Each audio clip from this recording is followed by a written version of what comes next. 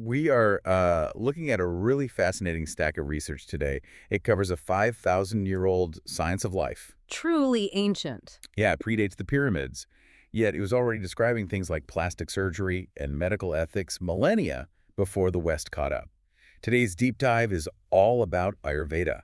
It is remarkable. The word itself comes from Sanskrit. Ayu means life, and Veda means knowledge. And our sources for this, texts like the Charaka Samhita and Sushruta Samhita, they aren't just folklore. Right. They present health not as the absence of disease, but as a dynamic, delicate balance. And I think when you hear the word balance, you might immediately think of like spa treatments or herbal tea. But the source material outlines a rigorous biological framework based on the macrocosm and the microcosm. Basically, the universe and your body are made of the exact same stuff. Space, air, fire, water, and earth. Exactly. And those five elements combine to form three bioenergies, or doshas. These aren't just personality types, they are the literal physics of your physiology. All right, so let's look at the mechanics here. Take Vata.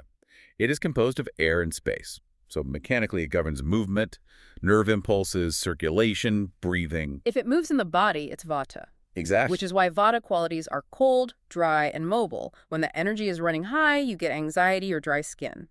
Then you have pitta, that's fire and water. This is the engine of transformation. Digestion and metabolism. It's the literal heat that cooks the food in your gut. Precisely. If vata is the wind, pitta is the sun. It's hot, sharp, and oily.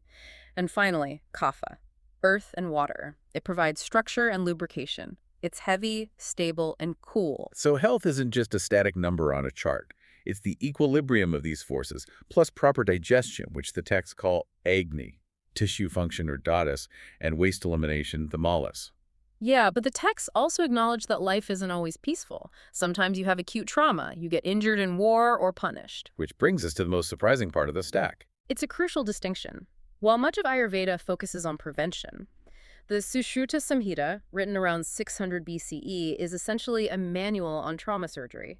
Sushruta is often called the father of surgery. And he wasn't just setting bones either. He was performing rhinoplasty using a forehead flap technique. It was a necessity of the time. In that cultural context, losing a nose was a common punishment for crimes like adultery or treason. Sushruta developed a way to reconstruct the nose using skin from the forehead, keeping the blood supply intact. Which is the direct ancestor of modern plastic surgery. And the level of detail is incredible. He describes over 300 procedures, including cataract removal. Oh, and he designed 125 specific surgical instruments, scalpels, forceps. He had a tool for everything. And this required intimate knowledge of anatomy. He was actually practicing dissection on cadavers to understand the machinery underneath. But it wasn't just about mechanics. The whole system was bound by a strict ethical code. The Charaka Samhita outlines requirements for physicians that are startlingly advanced. Yeah, it demands the physician be devoted to truth. But what stood out to me was the requirement for consent before entering a patient's home and the absolute protection of privacy. There is a profound philosophical shift there. You don't use the patient for personal gain. You serve the ayu, the life. And that service extends well beyond the clinic. The source is heavily emphasized in acharya, or daily routine. This is where the rubber meets the road for us. The core idea is aligning your biology with nature's rhythms to prevent illness. For example, waking times aren't arbitrary. They are prescriptive based on your dominant dosha. It's about fighting the dominant energy of the time of day. The morning from 6 to 10 a.m. is kapha time. It's heavy, slow, earthy. So if you sleep into that kapha block, you wake up feeling groggy because you've basically soaked up that heaviness. Precisely. Vata types might wake by 6 and pitta by 5:30, but the text insists kapha types need to wake up well before the sun, around 4:30 a.m. They need to beat that heavy energy to the punch. It's strictly about physics. Inertia breeds inertia. It really highlights the difference in approach.